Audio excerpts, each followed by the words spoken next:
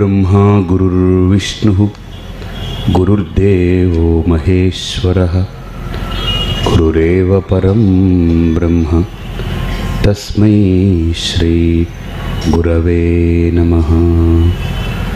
ओम दयानंदचरणौ मनसा स्मरामि दयानंदचरणौ शिरसा नमामि। अधश्च नारायणः ऊर्ध्वञ्च नारायणः दिशश्च नारायणः कालश्च नारायणः नारायणाయేవేతి ఇదగుం సర్వం। ఇదంతా పరమాత్ముడే, పరమాత్మమయమై ఉంది। బ్రహ్మమొక్కటే, పరబ్రహ్మం ఒక్కటే అన్నాడు అన్నమయ్య। అంతేగాని బ్రహ్మమిద్దరే పరబ్రహ్మమిద్దరే నా బ్రహ్మమొక్కడే పరబ్రహ్మమొక్కటే। ఏం బ్రహ్మమిద్దరే పరబ్రహ్మమిద్దరే పాడుకోవచ్చే, మంచి సంగతి బాగానే ఉంది కదా। పదాలు ఏమైనా ఆయనకి పాపం తెలియక అలా అనేసాడు। మనం ఇద్దరు అందాం। అందుకనే ఈ లోకంలో అక్కయ్య ఆత్మ, అన్నయ్య ఆత్మ, తమ్ముడు ఆత్మ, గురువుగారి ఆత్మ అండి। మా గురువుగారి ఆత్మ ఎంత గొప్పదో అండి, గురువుగారి ఆత్మ గొప్పది, యూజ్లెస్ ఫెలో। బా శిష్యుడి ఆత్మ అండి చంపేస్తూ ఉందండి। ఏంటిది, శిష్యుడి ఆత్మ చంపుతుంది, గురువుగారి ఆత్మ చంపుతుంది।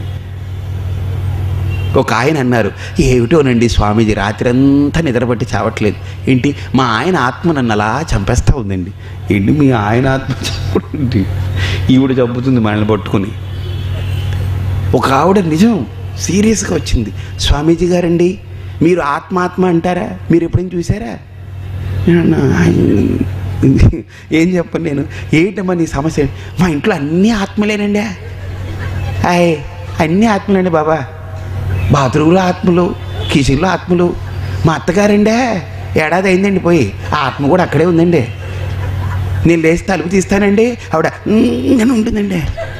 అయ్యి బాబోయ్ అన్నీ ఆత్మలేనండి బాబు। ఇవిడికి ఏదో ప్రాబ్లం, చచ్చిపోతున్నాయండి బాబా, అయ్యి బాబాయ్ ప్రాణం పోతుందండి బాబా, ఈ ఆత్మలన్నీ ఉండిపోయాయండి। ఈ ప్రాబ్లం ఇది కదా। కానీ ఆ మాట విన్నప్పుడు నేను ఏం చెప్పమంటారు ఆవిడికి? అమ్మా నేను ఎలా నీకు కనిపిస్తున్నానని అడిగాను ఆవిడ సూటిగా। అంటేనండి మీరు బాగానే కనపడుతున్నారండి, ఇప్పుడైతే బాగానే కనపడుతున్నారండి, మీరు కూడా కొంతకాలానికి ఆత్మగా కనపడతారండి। అంటే నేను పోవాలని నేను కోరుకుంటున్నావు కాబట్టి ఇన్ని లేవండి, ఉండేది ఒక్కటే ఏకః, సారం ఏకమని ఇక్కడ అంటారు। సమం పశ్యన్ హి సర్వత్ర సమవస్థితమీశ్వరం నహి నస్త్యాత్మనాత్మానం తతో యాతి పరాంగతిం। ఎవడైతే సమం పశ్యన్ హి సర్వత్ర, అంతటా ఉన్నటువంటిది ఏకమే, ఏకం సత్, ఏకమైనటువంటి తత్వాన్ని ఎవడైతే చేరుకుంటున్నాడో ఆ పరాకాష్ఠకి, వాడు నహినస్తి ఆత్మన ఆత్మానం, ఇక తనను తాను ముక్కలు చేసుకోడు అని। అంటే తనను తాను బాధించడు, తనను తాను ముక్కలు చేసుకోడు అంటే అర్థం ఏంటంటే, ఇప్పుడు పరమాత్మ వేరు జీవాత్మ వేరనే ముక్కలు చేసుకున్నాం మనం, ఇక ఆ ముక్క లేదు ఇంకా। అర్థమైందా? పరమాత్మ వేరు జీవాత్మ వేరనే ముక్కలు లేవు। ఒక ఆవిడ ఇంట్లో గెస్ట్లు వస్తున్నారని పూరి పిండి కలిపింది, నేను బాగా చూస్తున్నాను అది। పాపం ఆవిడ ఏం చేస్తుందంటే మాటల్లో పిండి ఎక్కువ వేసి నీళ్ళు పోస్తుంది, అది పెద్ద ముద్ద అయింది, ఇంత పెద్ద ముద్ద। ఇంట్లో వచ్చేది ముగ్గురే, ఇంత పెద్ద ముద్ద। ఆవిడ ఏం చేసింది, అన్నీ ఉండలు చేసిన తర్వాత అప్పుడే ఒత్తి అప్పుడే బాగా పొంగించి ప్లేట్లో పెడుతూ ఉన్నింది। ఆ ముగ్గురు తినేశారు। ఈవిడ ఇంకా ఏం చేసిందనంటే ఒక 20 ఉండలు ఉన్నాయి అక్కడ, ఉండలు। వీళ్ళు ముగ్గురు అయ్య బాబా ఇంకా తినలేం మాకు వద్దన్నారు, మొత్తం అంతా అయిపోయింది, ఇప్పుడు ఇంకెవరు తినడానికి లేదు। నేను అడిగాను, ఏమండి ఉండలన్నీ పాపం, ఏమిటి పాపం, ఏం కాదు ఉండండి అని ఉండలనండి ఫ్రిడ్జ్లో పడేసింది పట్టుకెళ్ళి। ఏమండే 20 ఉండలని అలా చేస్తారండి? 20 లేవండి, ఉండేది ఒకటే। వాడు తినాలనంటే ఉండ అవుతుంది, లేకపోతే గొండగా ఉంటుంది। 20 ఉన్నాయా అందులో? 20 అంటే తినడానికి 20, వ్యవహారం చేస్తే భేదం, అవ్యవహార్యం అభేదం। దేహేంద్రియ మనోబుద్ధుల్ని వాడుకుని ప్రపంచంలో వ్యవహారం చేయాలంటే భిన్నమవుతుంది. లేదు, నేనై ప్రకాశించే శుద్ధ చైతన్యంలో భేదం లేదు, అభేదమే, అద్వితీయమే. కాబట్టి ఇక్కడ కూడా నహినస్తి ఆత్మన ఆత్మానం, తన్ను తాను ముక్క చేసుకుని నేను జీవుణ్ణి వాడు దేవుడు అనే ఈ భేదమే లేదు, ఒక్కటే అయ్యుంది.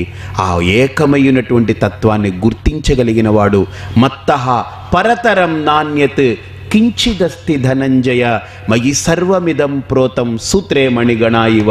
ఇదంతా నేనే ప్రకాశిస్తూ ఉన్నాను. ఇప్పుడు దేహము నేనే, ఇంద్రియాలు నేనే, ప్రపంచం నేనే, పదార్థం నేనే, జడము నేనే, చైతన్యము నేనే, అన్నీ నేనే. అన్నీ నేనే అంటే అన్నీ నేనై ఉంటే అన్నీ నేను కాను, అన్నీ లేవు, నేనే ఉన్నాను. That's it. అన్నీ అనేదానికి విలువ లేదండి, నేనే ఉన్నానంతే. అన్నీ ఇప్పుడు సపోజ్ అన్నీ నేనయ్యాను అనుకోండి, ఇక అన్నీ నేను అనేటువంటి శబ్దానికి విలువ లేదు. అన్నీ అనేది తీసేయడమే, నేనే ఉన్నాను. నాకేదైనా వెళుతుంటే ఇది నాది కాదండి, ఇది వాళ్ళదండి అని అంటాను. అన్నీ నాదైతే ఇక అన్నీ చెప్పుకోక్కర్లేదు, నేనే. సర్వము తానైన వాడన్నప్పుడు ఇక సర్వము అనే శబ్దానికి విలువ లేదు, తానే ఉన్నాడంతే. బస్ తానై ఉన్నాడు అని అంటే వికల్పం, తానే ఉన్నాడు అని అంటే నిర్వికల్పం. కాబట్టి ఇక్కడ శ్రీకృష్ణ పరమాత్మ ఆ విషయాన్ని చెప్తూ ప్రకృత్యైవ చ కర్మాణి క్రియమాణాని సర్వశః యః పశ్యతి తథాత్మానం అకర్తారం స పశ్యతి. ప్రకృత్యైవ చ కర్మాణి క్రియమాణాని సర్వశః. ఇప్పుడు మీరు బాగా ఆలోచించండి. ఆ స్వరూప స్థితిలో ఉన్నప్పుడు ఈ శరీరం ఉంది కదా, దేహస్పర్శ స్వామి, ఇక దేహము, ఇంద్రియాలు, మనస్సు ఇవన్నీ ఉండవంటారా ఆ జ్ఞానికి? ఎందుకుండవు? రమణ మహర్షి కూడా పేపర్ చదివేవారు. ఆయన న్యూస్ పేపర్ తెలుసా మీకు? ఆయన ప్రతిరోజు ఇంగ్లీష్ న్యూస్ పేపర్ చదువుతారు. ఆయన ప్రతిరోజు ఆయనకి పెట్టేవారు ఇంగ్లీష్ న్యూస్ పేపర్ చదువుతారు. ఆయన కూడా భోజనశాలలోకి వెళ్ళి చక్కగా వంటలు చేస్తారు. ఆయన చాలా అద్భుతంగా చేస్తారు. ఆయన అప్పడాలు ఒత్తించేవారు పాటలు పాడిస్తూ, గిరి ప్రదక్షిణ చేసేవారు. ఆయన భోజనం చక్కగా కూర, పప్పు, సాంబార్ అవన్నీ పెడితే చక్కగా కూర్చుని భోజనం చేసేవారు ఆయన.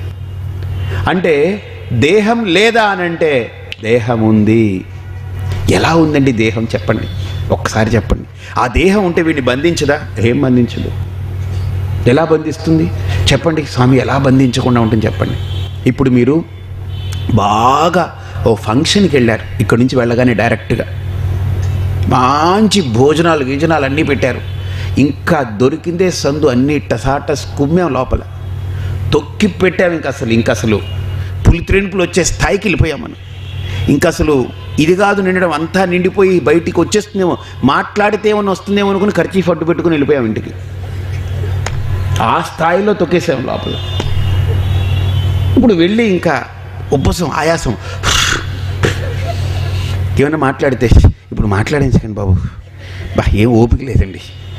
ఓపిక ఎందుకు లేదు? ఏమన్నా అలిసిపోయాడా? అలిసిపోలేదు, పులిసిపోయాడు లోపల. అలిసేం పోలేదు, బాగా పులిసిపోయాడు. మంచం ఎక్కి బట్టలన్నీ మార్చుకుని పడుకున్నాడు. పడుకున్నప్పుడు ఎలా ఉన్నాడంటే మంచి ఒక కొండ చర్య ఊడి పడ్డట్టు ఉంది దాని మీద. ఓ పెద్ద కొండ చర్య, పెద్ద పెళ్ళలా ఊడి పడ్డట్టు పడుకున్నామట. నిద్ర. కానీ వాడు రాత్రి 12:30, 1 గంటకి లేచి కూర్చున్నాడు. ఇలా కూర్చుని కొంతసేపు ఆలోచించాడు. ఏమిటంటే ఎందుకు లేచారంటే, ఏమిటోనండి విపరీతమైన ఆకలి అయిపోయినట్టు, ఓ 3 రోజులు ఏం తిననట్టు, బాగా ఆకలి అయిపోయి ఇంక కళ్ళు తిరిగి పడిపోతారన్నట్టుగా అనిపించిందండి. ఓ ఏమన్నా తింటారా? వద్దండి బాబు, ఇప్పుడు తేడాగా ఉందండి, వద్దు. ఏమండి 3 రోజులు ఏమీ తిననట్టు, అసలు ఆకలికి కళ్ళు తిరిగి శోష తప్పి పడిపోతున్నట్టు అనిపించిందిగా. అది సత్యమే కదా ఒక రకంగా. అది అనిపించే లేచాడు. లేవగానే ఏమైంది? అయ్య బాబాయ్ కడుపు నిండుగా ఉందన్నాడు. ఈ రెండిట్లో ఏది సత్యం చెప్పండి? ఈ రెండిట్లో ఏది సత్యం? అబ్బే కడుపు నిండా తిన్నదే సత్యం అండి. కడుపులో ఉన్నదే సత్యమైతే, కడుపు నిండా తిన్నదే సత్యమైతే 3 రోజులు తినండి ఎందుకు అనుభవం వచ్చింది అంటేనండి అది వేరే. ఇదండి ఇదేంటి వేరే. ఆహా, ఇది ఎలా సత్యం కాదో అది సత్యం కాదంతే. దీన్ని కళ అని కొట్టిపాడేస్తున్నావు, దాన్ని జాగ్రత్త అని. రెండూ సత్యాలు కావు. అలాగనే ఒక జ్ఞాని మేలుకున్నా, పడుకున్నా, లేచినా, పడుకున్నా, తిన్నా, త్రాగినా ఇవన్నీ కళ అంతే, బస్ అలా కదులుతూ ఉంటుంది. ఇప్పుడు ఆకలితో లేచాడు, వాడికి ఏమైనా పెడతామంటే నాకేం వద్దండి బాబు. ఎందుకంటున్నాడు? వాడిది కాదు, అది ధర్మం కాదు, అది అబద్ధం అని తెలుసు, అసత్యం అని తెలుసు. ఇప్పుడు మళ్ళీ కడుపు నిండుగా ఉందన్నాడు, ఇది సత్యం. అలాగనే పరమ సత్యానికి మేల్కొన్న జ్ఞాని, స్వరూప సత్యానికి మేల్కొన్న జ్ఞానికి జాగ్రత్త, స్వప్న, సుషుప్తి 3 అవస్థలు కూడా కళ అయిపోతుంది. అది ప్రవర్తిస్తూనే ఉంటుంది. దేహము దేహం యొక్క ధర్మాలు చేస్తూ ఉంటాయి, మనస్సు మనోధర్మాలను చేస్తూ ఉంటుంది. కానీ వాడు మటుకు నిశ్చలమై ఉంటాడు. కాబట్టి ప్రకృత్యైవ చ కర్మాణి క్రియమాణాని సర్వశః యః పశ్యతి తథా ఆత్మానం అకర్తారం స పశ్యతి. తను కర్త కాడు, తను భోక్త కాడు, తను ఏది కానటువంటి కర్తృత్వ భోక్తృత్వాదులని అధిగమించినటువంటి అఖండాత్మస్థితిలో ఉన్నవాడు. ఆ స్థితిలో ఉన్నప్పుడు ఇక్కడ అంటారు, యదా భూత పృథక్ భావం ఏకస్థమను పశ్యతి తత ఏవ చ విస్తారం బ్రహ్మ సంపద్యతే తదా. యదా భూత పృథక్ భావం, ఏ విధంగా అయితే ఈ పృథక్త్వం అంటే నానాత్వంగా కనపడుతుందో, నానా భేదాలతో, నానా రూపాలతో, నానా గుణాలతో కనపడుతుందో, ఈ నానాత్వాన్ని చూడకుండా నేహనా నాస్తి కించన న ఇహ నానా అస్తి కించన. ఈ పృథక్త్వం లేదు, భేదం లేదు, నానాత్వమే లేదు. మరి ఏమిటి? నానాత్వం లేదు, ఇక్కడ భేదం లేదు, అభేదమై ఉంది. ఏకస్థం అనుపశ్యతి, ఏకస్థం అనుపశ్యతి, ఏకః స్థితం, ఏకమై స్థితి పొంది ఉన్నటువంటి, ఏకమై ప్రకాశించే ఆ తత్వంలో నిలబడ్డప్పుడు నానాత్వం లేదు. తత ఏవ చ విస్తారం బ్రహ్మ సంపద్యతే పునః. ఇప్పుడు నీటి మీద ఒక అల ఏర్పడింది అనుకోండి, ఆ అలకి జ్ఞానం కలిగింది, నేను నీరే అని. ఇప్పుడు ఆ నీరు నేను చచ్చిపోబోతున్నాను అని ఒడ్డుకెళ్ళి నేను చచ్చిపోబోతున్నాను అని అనుకుంటుందే? చెప్పండి. అబ్బా చచ్చిపోయి మళ్ళీ పుడతానులే అని అనుకుంటుందే? కానీ అలగా ఉంటే అలా తను నీరు కాదని గుర్తించనంత వరకు తను పుడుతుందేమో, తను చస్తుందేమో అనే భావనలు ఉంటాయి. తాను నీరే అనే స్థితిని పొందినప్పుడు పుట్టుక చావు లేదు దాంట్లో. అందుకనే హిందీలో ఒక మంచి సేయింగ్ ఉంది, లహర్ ఢూండే పానీ కో, లహర్ ఢూండే పానీ కో కపడే ఢూండే సూద్. लहर ढूंढे पानी को कपड़े ढूंढे सूद, जीव ढूंढे ब्रह्म को तीनों ऊदे ऊद. అంటే అలా బా నీరంటే చాలా గొప్పది, నీరు చాలా మహత్తరమైనది, అఖండం అనంతం అంటున్నారు నీళ్లు, దాన్ని వెతకాలి అనుకుందట అలా. అలా నీటిని వెతకడం కోసం తాపత్రయపడింది. ఈ వస్త్రము అనుకుందట, దారమే నాకు ఆధారమట, దారం లేకపోతే నేను లేనట, అయ్యో ఆ దారం నేను తెలుసుకోవాలని ఈ వస్త్రము దారాన్ని వెతికిందట. వస్త్రము దారాన్ని వెతకాలా, అల నీటిని వెతకాలా? అలాగనే అల నీటిని వెతికినట్లు, వస్త్రము దారాన్ని వెతికినట్టు జీవుడు కూడా బ్రహ్మను వెతుకుతూ ఉన్నాడు ఈ లోకంలో.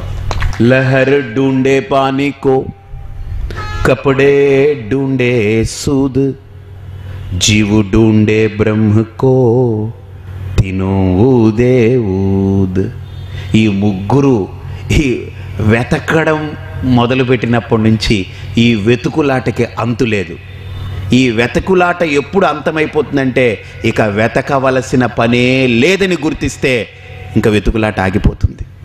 ఆ స్థాయికి వెళ్ళగలగాలి. అందుకని ఇక్కడ తత ఏవ చ విస్తారం బ్రహ్మ సంపద్యతే పునః. అయితే ఇప్పుడు ఆ స్థితి ఏమిటి అని అంటే ఇక్కడ కృష్ణుడు అంటున్నాడు, అనాదిత్వాన్ నిర్గుణత్వాత్ పరమాత్మాయమవ్యయః శరీరస్థోపి కౌంతేయ న కరోతి న లిప్యతే. అనాదిత్వాత్ నిర్గుణత్వాత్ పరమాత్మ అవ్యయ. చూడండి, అనాది. ఈ లోకంలో రెండు అనాదులు చెప్పుకున్నాం. పురుషుడు అనాది, ప్రకృతి అనాది. ప్రకృతి అంటే మాయ, పురుషుడు అంటే పరమాత్మ. ఇద్దరు అనాదులే. కానీ ఇద్దరు అనాదులే, కానీ ఎప్పుడైతే జ్ఞానము కలిగిందో ఇక మాయ లేదు, అయిపోయింది. మాయ అనేది ఛేదనం. ఎప్పుడైతే బిడ్డ పుట్టాడు అని అంటున్నామో మావి తెగుతుంది. మావి తెగితేనే బిడ్డ పుడుతున్నాడు, గుర్తుపెట్టుకోండి. మావి తెగకపోతే బిడ్డ పుట్టలేడు. మావితో కప్పబడి ఉంటాడు బిడ్డ. కాబట్టి ఆ బిడ్డ పుట్టాడు అని అంటే, ఆ శిశువు పుట్టింది అని అంటే మావి తెగిందని. అలాగనే నేనే లోకాల్లో నా యొక్క స్థితిని నేను పొందాను అని అంటే మాయ పోయిందని అర్థం. కాబట్టి మాయ అంతం అయింది. కానీ పరమాత్మ అవ్యయ, వాడికి అంతం లేదు, వ్యయం లేదు. వాడు అనంత. అవ్యయ అంటే వ్యయము లేనివాడు, అనంత. అందుకనే నారాయణుడికి ఒక పేరుంది, అచ్యుత అని పేరు. అచ్యుత అని అంటే చ్యుతము కానివాడు, అంటే వాడు నాశనము కానివాడు, అవినాశి. కాబట్టి అనాది అవ్యయ నిర్గుణ, అనాదిత్వాత్ నిర్గుణత్వాత్ పరమాత్మాయమవ్యయ. చూడండి ఎంత అద్భుతమైన పదకట్టు. అనాది అని అంటే వీడికి పుట్టుక లేదు, నిర్గుణము అని అంటే అసలు బ్రతుకు లేదు, అవ్యయము అని అంటే మృత్యువు లేదు. జన్మ, బ్రతుకు, మృత్యు అనేటువంటి మూడు ధర్మాలు వాడికి లేదు. కాబట్టి నజాయతే మ్రియతే వా కదాచిత్, నాయం భూత్వా భవితా వా న భూయః, అజో నిత్యః శాశ్వతోయం పురాణః న హన్యతే హన్యమానే శరీరే. నీరుందనుకోండి, అలా పుట్టింది అని అంటాం, అలా అలాగ కదులుతుంది అని అంటాం, అలా దొర్లుతుంది పొర్లుతుంది అని అంటాం, అలా వస్తుంది అని అంటాం, అలా కొట్టుకున్న తర్వాత అలా పోయింది అని అంటాం. అలా పుట్టింది, అలా వస్తుంది, అలా పోయింది, ఇవన్నీ అలలని అంటాం. కానీ అలగా ఉండే నీరే. అలా అనేది కల్పన, కానీ అదేమిటది? నీరే. అలని మీరు ఎక్కడ ముట్టుకున్నా ఏం తగులుతుంది? నీరే. మరి ఎక్కడ ముట్టుకున్నా నీరే ఉంటే దాన్ని అలానే ఎందుకంటున్నారండి మీరు? అంటేనండి అది ఓ రూపం ఉంది కదండి, అది ఇలా లేచి ఇలా ఉంది కదండి, అందుకు అలా అంటున్నాం. అంటే ఇలా లేచి ఇలా ఉంది కదా, అందులో అణువు ఏముంది? ఇంకోటి ఏమన్నా ఉందా? ఇలా అలని అలా పైకి జుట్టు పట్టుకుని ఇలా పైకి లాగండి, అలని నీటిని వదిలేసి అలని మాత్రం జుట్టు పట్టుకుని పైకి లాగండి, వస్తుందా? అలకి ఉనికే లేదే. అలా అనే రెండు అక్షరాలు కళ, దట్స్ ఇట్. అలా అనుకునే రెండు అక్షరాలు కళ, కల్పన. ఉండే సత్యము, వాస్తవికత ఏంటి? నీరు. అలా అనే రెండు అక్షరాల్లో నిండి నిబిడీకృతమైనది నీరు. అలా అనే శబ్దానికి ఉనికి నీరు. అలా అనేది లేదు, ఉండేది నీరే. కానీ అది పుట్టింది అని అంటున్నాం, వస్తుంది అని అంటున్నాం, పోతుంది అని అంటున్నాం. అలాగని ఇక్కడ కూడా పరమాత్మ అనాదిత్వాత్ నిర్గుణత్వాత్ పరమాత్మాయమవ్యయ. శరీరస్థోపి కౌంతేయ న కరోతి న లిప్యతే. ఇప్పుడు బాగా ఆలోచించండి. అలా పుట్టింది, అలా చచ్చిందని అంటున్నాం. చావు పుట్టుకలు నీటిని అంటుతాయా? చెప్పండి. ఆ అలకి చావు పుట్టుకలు ఏమైనా ఉన్నాయా? లేదు. అలాగనే శరీరం కూడా పుట్టిందని అంటున్నాం. పుట్టలేదండి శరీరం. మనం పుట్టలేదు. ఇది మార్పు చెందుతూ వచ్చింది అంతే. పుట్టిందని అంటే ఎప్పుడు పుట్టిందండి చెప్పండి? స్వామీజీ పుట్టిందని అంటేనండి 12 మే 1940లో పుట్టిందండి, లేకపోతే 19/5/1970లో పుట్టిందండి అన్నారు అనుకోండి. అంటే 19/5/1970లో పుట్టిందని అంటే 18/5/1970లో చచ్చిపోయిందే అంటేనండి. అప్పుడు ఉందండి. ఎక్కడుంది అంటే తల్లి గర్భంలో ఉందండి శిశువు. మరి నువ్వు పుట్టిందని అంటున్నావు అంటేనండి, పుట్టిందని అంటే అప్పుడు పుట్టడం కాదండి, అంటే తల్లి గర్భంలో నుంచి నాకు కనబడకుండా ఉన్నింది కదండి, నాకు కనబడిన డేటు చెప్తున్నానండి. కనబడిన డేటే కానీ పుట్టిన డేట్ కాదు అది. అలాగనే మరణం అనేది ఏమీ లేదండి, కనబడకుండా పోయిన డేట్ అది అంతే. కనబడిన డేట్ని పుట్టిన డేట్ అంటున్నాం, కనబడకుండా పోయే డేట్ని మరణం అంటున్నాం. మరణం లేదు, పుట్టుక లేదు, రెండు లేదు, మార్పులు చెందుతూ ఉంది బస్ అంతే. మార్పులు చెందుతూ ఉందే కానీ పుట్టడం చావడం 2 పదాలు వేస్ట్. ఆ పదాలు